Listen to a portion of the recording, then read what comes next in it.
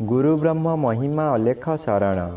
नमस्कार दर्शक वृंद, आपण मानंकु आजिर राशिफल कार्यक्रम मु एस कुमार स्वागत जनाऊँगी।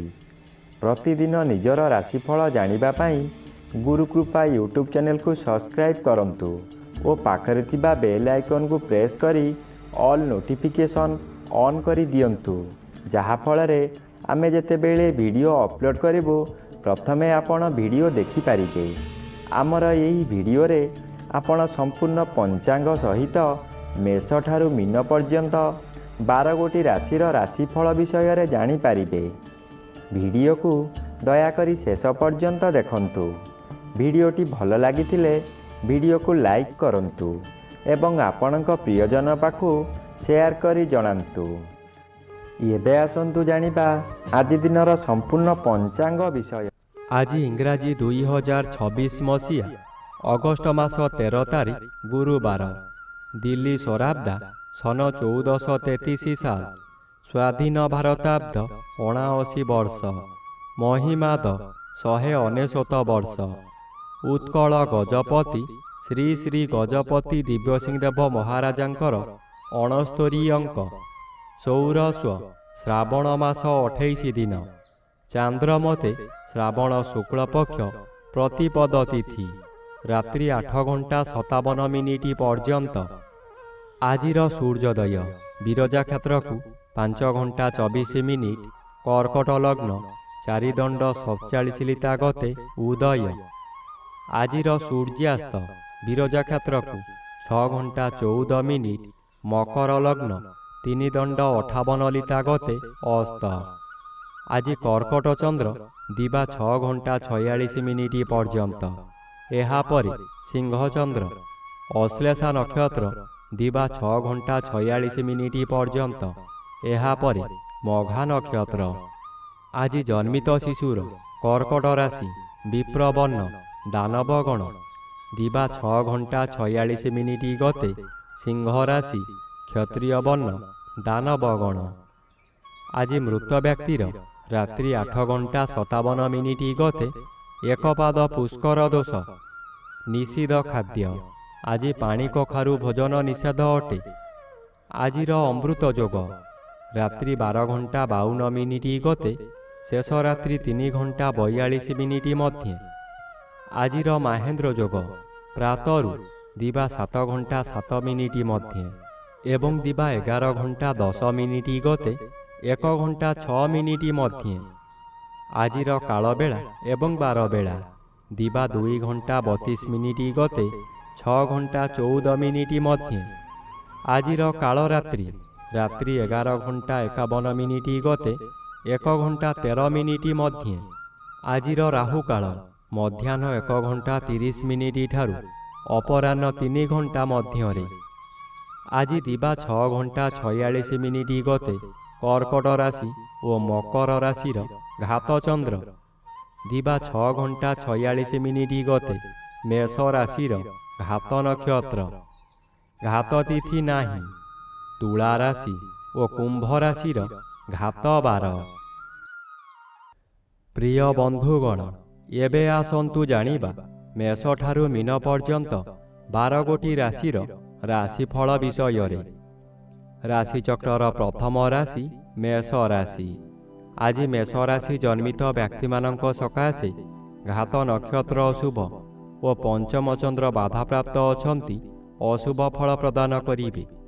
आज कौनसी गोटाए काम करिबार समय निर्धारित होई सारिथिबो, किंतु आपणक शरीर असुस्थ हेबा कारणरू आपण कथा देई कथा रखि पारिबे नाही। मनरे दुश्चिंता बढ़ी जिबारु रोग माड़ी बसिब। बहु कष्ट भोगिबे। यही समय रे केउठारु बड़ दुख खबर पाई बोझ उपरे ललिता बीड़ा सदृश्य हेब। एबे आसंतु जानिबा राशिचक्रर द्वितीय राशि वृष राशि विषय रे। आज वृष राशि जन्मित व्यक्ति मानक सकाशे चतुर्थ स्थान रे चंद्रगोचर करुछंती अशुभ फल प्रदान करिवे। आज आपण अर्थ सकाशे विकल होई चतुर्दिग भ्रमण करिवे, किंतु कौनसी सुफल मिलिब नाही। कथारे अछि जेणे इच्छा तेणे जा, କର୍ମ ଘେନି ବୁଲୁଥା। ଆଜି ଆପଣ ଯାହା ବି କରନ୍ତୁ, ଖାଲି ଅର୍ଥହାନି ହେବା ଛଡ଼ା ଲାଭ ହେବାର ପ୍ରଶ୍ନ ଉଠୁନାହିଁ, ଯାହାଦ୍ୱାରା ମାନସିକ ଚାପରେ ଆପଣ ବିଚଳିତ ହୋଇଯିବେ। ଆପଣଙ୍କ ମନ ମଧ୍ୟରେ ଗୋଟାଏ ଅଜଣା ଆତଙ୍କ ଖେଳିଯିବ। ଏବେ ଆସନ୍ତୁ ଜାଣିବା ରାଶିଚକ୍ରର ତୃତୀୟ ରାଶି ମିଥୁନ ରାଶି ବିଷୟରେ। ଆଜି ମିଥୁନ ରାଶି ଜନ୍ମିତ ବ୍ୟକ୍ତିମାନଙ୍କ ସକାଶେ ତୃତୀୟ ସ୍ଥାନରେ ଚନ୍ଦ୍ର ଗୋଚର କରୁଥିବାରୁ ଅତି ଶୁଭ ଫଳ ପ୍ରଦାନ କରିବେ। ଆପଣଙ୍କର ଏହି ସମୟରେ ବହୁ ଚେଷ୍ଟା କରି ବାରମ୍ବାର ବିଫଳ ହେଉଥିବା କାର୍ଯ୍ୟ ହଠାତ୍ ଆପଣଙ୍କ ସପକ୍ଷରେ ଯିବ। ଉପରିସ୍ଥ ଅଫିସର ଆପଣଙ୍କ କାର୍ଯ୍ୟ ଦେଖି ପୁରସ୍କୃତ କରିପାରନ୍ତି। ବହୁ ଅର୍ଥର ମାଲିକ ଆପଣ ହୋଇପାରନ୍ତି। ପୂର୍ବରୁ ଖରାପ ଥିବା ସ୍ୱାସ୍ଥ୍ୟ ଏହି ସମୟରେ ମନର ବଳ ବୃଦ୍ଧି ପାଇଥିବାରୁ ସ୍ୱାସ୍ଥ୍ୟ ଉତ୍ତମ ରହିବ। ବନ୍ଧୁବାନ୍ଧବ ଆପଣଙ୍କର ପ୍ରଶଂସା ଗାନ କରିବେ। ଏବେ ଆସନ୍ତୁ ଜାଣିବା ରାଶିଚକ୍ରର ଚତୁର୍ଥ ରାଶି କର୍କଟ ରାଶି ବିଷୟରେ। ଆଜି କର୍କଟ ରାଶି ଜନ୍ମିତ ବ୍ୟକ୍ତିମାନଙ୍କ ସକାଶେ ଘାତଚନ୍ଦ୍ର ଭୋଗ ହେଉଥିବାରୁ ଯାନବାହନ ଦୁର୍ଘଟଣାକୁ ଏଡ଼ାଇ ଦେଇ ହେବ ନାହିଁ। ରାସ୍ତାରେ ଯିବା ସମୟରେ ସତର୍କତା ଅବଲମ୍ବନ କରନ୍ତୁ। ଆଜି ଆପଣଙ୍କ ଶରୀରରେ ଆଘାତ ଲାଗିପାରେ। କଳହ ସାମାନ୍ୟ କଥାରୁ ହେବ। ପ୍ରତ୍ୟେକ ସ୍ଥାନରେ ସମ୍ମାନହାନି ହେବ। ପରିବାରରେ ଅଶାନ୍ତି ଦେଖାଦେବ। କାହାରି ମନ କାହାରିକୁ ପାଇବ ନାହିଁ। ଆରୋପ ପ୍ରତ୍ୟାରୋପ ଲାଗି ରହିବ। ଆଜି ସନ୍ତାନମାନଙ୍କର ସ୍ୱାସ୍ଥ୍ୟ ପୀଡ଼ା ମଧ୍ୟ ହୋଇପାରେ। ଏବେ ଆସନ୍ତୁ ଜାଣିବା ରାଶିଚକ୍ରର ପଞ୍ଚମ ରାଶି ସିଂହ ରାଶି ବିଷୟରେ। ଆଜି ସିଂହ ରାଶି ଜନ୍ମିତ ବ୍ୟକ୍ତିମାନଙ୍କ ସକାଶେ ଦ୍ୱାଦଶର ବି ବାଧାପ୍ରାପ୍ତ ଅଛନ୍ତି ଓ ଶ୍ରୀଚନ୍ଦ୍ର ଗୋଚର କରୁଥିବାରୁ କିଛି ଶୁଭ ଫଳ ମିଳିବ। ଏହି ସମୟରେ ଗୃହରେ କିଛି ମାଙ୍ଗଳିକ କାର୍ଯ୍ୟ ହୋଇପାରେ। ଖୁବ୍ ଧୁମ୍ଧାମ୍ରେ ଆନନ୍ଦ ଉତ୍ସବ ପାଳିବେ। ନିଜ ପାଖରେ ଅର୍ଥ ଥାଉ କି ନ ଥାଉ ସ୍ୱାଦିଷ୍ଟ ଭୋଜନ କରି ନିଜେ ଭୋଜନ କରିବା ସହିତ ପରିବାର ଲୋକଙ୍କୁ ଖୁଆଇ ଆନନ୍ଦ ଅନୁଭବ କରିବେ। ଆଜି ଯଦି କୌଣସି ସ୍ଥାନକୁ ଯାତ୍ରା କରିବାର ଅଛି ତେବେ ସ୍ଥଗିତ ରଖନ୍ତୁ। ଏବେ ଆସନ୍ତୁ ଜାଣିବା ରାଶିଚକ୍ରର ଷଷ୍ଠ ରାଶି କନ୍ୟା ରାଶି ବିଷୟରେ। ଆଜି କନ୍ୟା ରାଶି ଜନ୍ମିତ ବ୍ୟକ୍ତିମାନଙ୍କ ସକାଶେ ଦ୍ୱାଦଶ ସ୍ଥାନରେ ଚନ୍ଦ୍ର ଗୋଚର କରୁଥିବାରୁ ଅଶୁଭ ଫଳ ପ୍ରଦାନ କରିବେ। ଆଜି ଆପଣଙ୍କ ମନ ମଧ୍ୟରେ ଦୁଶ୍ଚିନ୍ତା ବଢ଼ିଯିବ। ଆପଣ ଯାହା ବି କରନ୍ତୁ ତହିଁରେ ଖର୍ଚ୍ଚ ବ୍ୟତୀତ ଲାଭର ପ୍ରଶ୍ନ ଉଠୁନାହିଁ। ଏହି ଦ୍ୱାଦଶ ଚନ୍ଦ୍ରରେ ଅତିରିକ୍ତ ବ୍ୟୟଭାର ବଢ଼ିଯିବ। ଆପଣ ହତାଶ ହୋଇଯିବେ। ସୁଖ ସନ୍ଧାନରେ ବିଭିନ୍ନ ସ୍ଥାନକୁ ଯାତ୍ରା କରିବେ।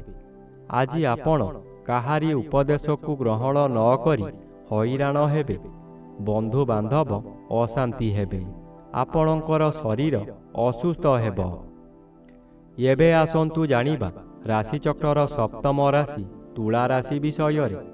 ଆଜି ତୁଳା ରାଶି ଜନ୍ମିତ ବ୍ୟକ୍ତିମାନଙ୍କ ସକାଶେ ଦଶମ ସ୍ଥାନରେ ରବି ଓ ଏକାଦଶ ସ୍ଥାନରେ ଚନ୍ଦ୍ର ଗୋଚର କରୁଥିବାରୁ ଆପଣଙ୍କୁ ରାଜଯୋଗ ଫଳ ମିଳିବ। ଆପଣ ବହୁଦିନରୁ ଯେଉଁ କାର୍ଯ୍ୟ ସକାଶେ ଅପେକ୍ଷା କରିଥିଲେ ତାହା ଏହି ସମୟରେ ନିଶ୍ଚୟ ପୂରଣ ହେବ।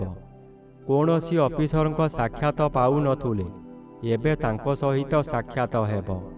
ତାଙ୍କ ସହଯୋଗରେ ଆପଣ ବହୁ ନୂତନ କାମ ପାଇ ଉପକୃତ ହେବେ। ଆଜି ପରିବାର ଆପଣଙ୍କୁ ସପୋର୍ଟ କରିବ। ଏବେ ଆସନ୍ତୁ ଜାଣିବା ରାଶିଚକ୍ରର ଅଷ୍ଟମ ରାଶି ବିଛା ରାଶି ବିଷୟରେ। ଆଜି ବିଛା ରାଶି ଜନ୍ମିତ ବ୍ୟକ୍ତିମାନଙ୍କ ସକାଶେ ନବମ ରବି ଶୁଭ ଓ ଦଶମ ଚନ୍ଦ୍ର ଶୁଭ ଫଳ ପ୍ରଦାନ କରିବେ। ଆଜି ଆପଣଙ୍କ କର୍ମକ୍ଷେତ୍ରରେ ଉଚ୍ଚତର ପାହ୍ୟାକୁ ଉନ୍ନୀତ ହେବେ। ଏହି ସମୟରେ ନୂତନ କର୍ମ ମଧ୍ୟ ମିଳିବ। ଯେକୌଣସି କାମ କରନ୍ତୁ ତହିଁରେ ସଫଳତା ମିଳିବ। ଉପରିସ୍ଥ ଅଫିସରଙ୍କ ଠାରୁ ପ୍ରଶଂସାମାନ ମିଳିବ। ପ୍ରତିଷ୍ଠା ଲାଭ କରିବେ।